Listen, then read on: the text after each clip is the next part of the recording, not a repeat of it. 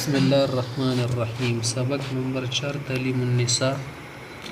بیگا والا سبق کی مو حدیث بیان کړو. پیغمبر سم حدیث کی سره غلیو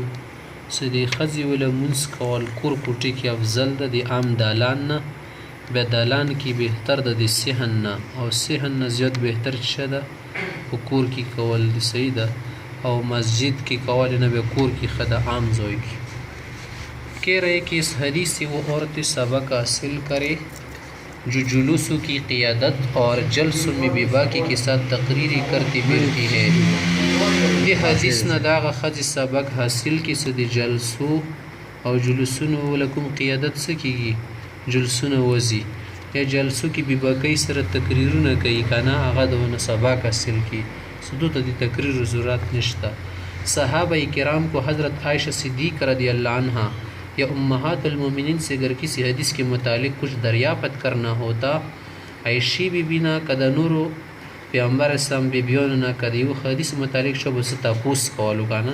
تو پردے کی پیچھے سے جواب دیا کرتی تھی، اور دی پردے نہ ورستا جواب کولو مخ بھی نہ خیالو نہ خازی طبیعت سنگی عام سعید سیر تقریر وکیا. شیخ عبدالحق صاحب محدث دہلوی رحمۃ اللہ علیہ اپنی کتاب جذب القلوب میں فرماتے ہیں. شیخ عبدالحق سے پخپل کتابوں کی لکھی فرمایو کتاب دا جذب القلوب زرون رکنش قوال دا منائے دا کہ عائشہ صدیقہ رضی اللہ عنہ حضرت صلی اللہ علیہ وسلم کی رفیق حیات ہونے کی وجہ سے عائشہ بی بی صدی پیغمبر سم د ژوند شو ملګری و رفیق حیات خزی تیل شي سید قربدان تیل شي. آپ صلی اللہ علیہ وسلم کے ساتھ ہی حجرہ مبارک میں رہا کرتی تھی. حجرے کی وسرا وسیدہ لکمہ کمرہ ہوا. آپ صلی اللہ علیہ وسلم کے بعد بھی اسی طرح رہتی رہی. دی پیغمبر اسلام وفات نہ بعد پماغی کمرے کی وسیدہ لا صرف درمیان میں ایک دیوار کھڑی کرا دی تھی، صرف پمانس کی دیوار لگا لو. پھر آپ کے والد ماجد حضرت ابوبکر صدیق رضی اللہ عنہ کی وفات ہوئی اور اس سے دیدی ابا جان وفات شو بکر صدیق سے تب بھی اسی طرح رہتی رہی بیان دسی وسیدہ لا. لیکن جب حضرت عمر رضی اللہ عنہ بھی اس جگہ مدفون ہوئے خود سے کل آغا ځای کې هغې کمرې کې سر عمر صاحب دفن شولو تو اس کے بعد بغیر پردہ اور مکمل حجاب کی وہاں نہ آتی تھی. دی مکمل پردے نہ بغیر بنا رتلل بیا غزی تو عمر صاحب دفن بیا احترام کی. اللہ اکبر کیا ٹھکانا ہے تقوا کا، دشے تقوی دیوی کہ مردہ سے بھی اتنا پردہ، مردہ نے دمرا پردہ کولا جب کہ قبر مدفون ہے قبر کی دفن. میرا مقصد یہ سے یہ پردے سے بحث کرنا نہیں، دیجیے کہ مقصد نے سے پردہ وچنا دی بحث نہ کہوں. یہ مختصر سی روشنی بھی اس لیے ڈال دی گئی ہے لاغو نے رونازہ کا پچولی شیدہ کہ موجودہ دور کا مسلمان معاذ اللہ پردہ کو عورت کی ترقی میں رکاوٹ سمجھتا ہے. نن سب مسلمان دی خزی پردہ سے دو دی ترقی فلیاری کی رکاوٹ شماری سکہ خز پردی تو کو بھی رکاوٹ تا ترقی کی، جبکہ اوقالا و حکمائے اسلام کے نزدیک بے حجابی اور بے پردگی ہی تمام مفاسد کی بنیاد ہے. دا دنیا اکیلان او دا اسلام و خیاران و پنز بنے بے پردگی خدا ټولو مفسدون و دا ټولو فسادات و بنیاد دا ندی سر ترقی کی ترقی نہ ترقی بے خوب سلو. سرور کائنات صلی اللہ علیہ وسلم ارشاد فرماتے ہیں، دا مخلوقات و سردار فرمائی ان المرأة عورت مستورت فاذا خرجت استشرفها الشیطان،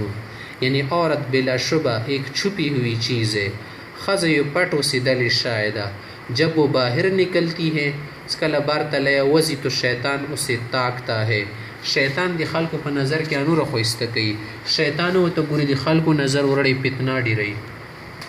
تاکہ اس کی طرف سے کسی کو بدنگاہی اور خیال بد میں مبتلا کرے. دید پارا شیطان شداغت پا بد نظرے کی او پا بات خیال کی سڑے مبتلا کی سترگی دی پزور ورڑی. اسی قسم کے گناہوں اور زنا سے بچنے کے لیے دوسری حدیث میں ارشاد فرمایا دسی قسم تا گناہوں و زنا نہ بچ کے دن پر بل حدیث کی رغلی دی نعم العمل لنساء امتی العزل، میری امت کی عورتوں کا بہترین کام مرد سی یکسوئی اور ان سے علیحدہ رہنا ہے. دی مو امت دا پارا دا خز دا پارا بہترین خور دا سیوا دی خپل خوان ورور نا ترنا مامونا نور سړی نه د بیله وشي ځون ما ور نږدې کوي په دې کې پیدا نشته دي دپاره هېڅوک خیر خان نشته ټول غلی وي دې دپاره हज़रत सल्लल्लाहु अलैहि वसल्लम के हयाती तय्यबा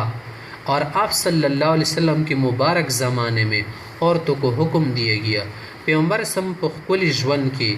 او मुबारक ज़माने के ख़ज़ु ته دا हुक्म व शुक्रानी करीम की अऊज़ु बिल्लाहि मिनश शैतानिर रजीम वक़र्न फ़ी बुयूतिकुन्न वला तबर्रजन तबर्रुजल जाहिलियतिल ऊला। ए औरतों तुम अपने घरों में करार से रहो और ज़माने जाहिलत के मुआफ़िक़ मत फिरो। ए ख़ज़ु तो सपुकुर की पकला रखी नहीं द जाहिलियत गुनी मरख का रखीगे वर्चिनी माँ गर्जे लगा संगी जाहिलियत ज़माने की ख़ज़ी पर बेबा का गर्जी डाले। मौके और महल की मुनासबत से यह जन्नत की औरतों की सरदार दिमो की मुनासबत पे तिबर सरदी की दिखज़ व सरदोरगा जिगरगोश रसूल सल्लल्लाहु अलैहि वसल्लम द पैगम्बर अलैहि सल्लम ज़र टुकड़ा हज़रत फ़ातिमा रदी अल्लाह ताला की वफ़ात की वक़्त वसियत का बयान करना द फ़ातिमा बीबी द वफ़ात की दल को वाक़ के द वसियत बेनवल मुतज़ुर्री दिसा मोक्सु हमारी इस्लामी बहनों के लिए शायद बसीरत का सबब हो दिमो इस्लामी खन पर की देशी दे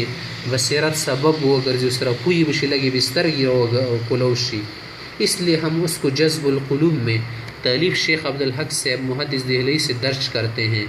आगा कुम बयान दकाना जज्बुल क़ुलूब किताबन मुदल तक तस्तबैनौली कोई दर्ज करते हैं मन दल तबैनु। हज़रत फ़ातिमा तो ज़हरा रदियल्लाहु को रात में दफन किया गया। फ़ातिमा बीबी से कल वफ़ात शवाला न पशपे दफन कल शौरा जिना दफन कवाला चुगी व नक्सी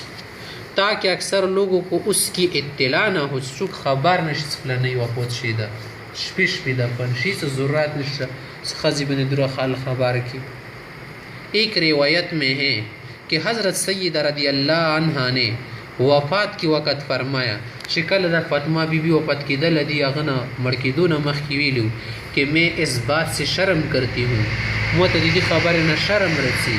कि मेरे जिस्म को लोगों की मौजूदगी में बाहर लाया जाए सदी खालकों को मौजूदगी की मो बदन वर्चनी रोडल शिजा न होना इस ज़रूरत ने शबस फल कुरान का सुंडीर दिमाग मुदफन की और आपने वसीयत फरमाई थी दी बीबी दा वसीयत करो मेरे मरने के बाद किसी को मेरे पास न आने देना दिमो अपत न बाद मोत चुगरा फ्री नक दवाई सड़ी पर दी। चुनांचे उनके विसाल के बाद हज़रत आयशा बिन्त अबू बकर रदी अल्लाह अन्हा ने अंदर जाना चाहा द फ़ातिमा बीबी वफ़ात न बाद ऐशी बीबी न रतल गुख्तु तो उनको अंदर जाने से रोक दिया गाय माने कर समायर परिगा दे। इस वसीयत से हमारी इस्लामी बहनें इबरत हासिल करें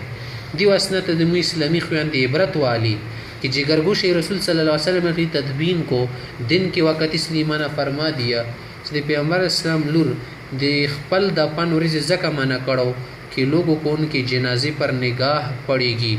सखाल को नज़ीर सब प्रिजदी कार्ड बंदे जोए बने। हालांकि सहाबा किराम रज़ी की जनाजे में शिरकत मोहब्बत और ताल्लुक़ रसूल सल्लल्लाहु अलैहि वसल्लम की वजह से हुई पर जनाजे की शिरकत से शव विल शव द पैगम्बर सर खाल को मोहब्बत ताल्लुक़ होना मगर बीबी फ़ातिमा रज़ियल्लाहु अन्हा ने ये भी गवारा न किया दा हमें वन अख्तलान के दी ज़माने बुजुर्गों ये दो वाला शिरकत न को ख्वाह नन सब संग ख्वाह डलेशी मिसाल उस ज़माने में यानी आज से 1400 साल पहले नबी करीम सल्लल्लाहु अलैहि वसल्लम की वफ़ात के बाद उम्मुल मुमिनीन हज़रत आयशा रज़ियल्लाहु अन्हा ने इन अल्फाज में ऐलान फरमाया था स्वार लसवक़ल मह के पैगम्बर सम वफ़ात न बाद द मुसलमानों नमूर हज़रत आयशा बीबी दा ऐलान करो लव अन रसूलुल्लाह सल्लल्लाहु अलैहि वसल्लम रआ मा अहदस निसाउ बअदहु लमनअहुन्न कमा मुनिअत बनी इसराइल। ये कदनन सब खज़ी वक्सी काना पैगम्बर संग कतल वस दनन सब खज़ स हालत पैदा कर दा माँ ने भी कड़ी व मगटिन के लकसंगी बनी इसराइल खज़ी मन शई अगर आज रसूल सल्लल्लाहु अलैहि वसल्लम औरतों की हालत मुलाहज़ा फरमाते कनन पैगम्बर संग खज़ हालात कतला तो बनी इसराइल की औरतों की तरह औरतों को बाहर निकलने से साफ तौर पर मना फरमा देते बनी इसराइल खज़ पसंद भी मना कड़ी हुआ। इससे मौजूदा ज़माने के इस्लाम के नाम लेवा नन सबद इस्लाम खस्तून के नामे खस्तून के खलक व नज़र इंसाफ खुद फैसला फरमा ले ते इंसाफ वकी बैद खपल अपने दा सोच वकी पिसाला वकी कि आयशा सिद्दीक़ा रज़ियल्लाहु अन्हा का ज़माना बेहतर और अच्छा था या हमारा पुरपितन और पुरआशूब ज़माना से देशी बीबी वाला ज़माना खवा कनन सबद फितनो ज़माना। वाक़या ये है कि मौजूदा दौर में बेहिजाबी और बेपर्दगी औरत की तमाम बुराई की जड़ और बुनियाद है। हकीकत दादा सनन सब ज़माने की बेपर्दगी दे खजे दे ठुलो बदाई वेख द बुनियाद दंदी दिवाजनार शिखरा पायरा गलदा।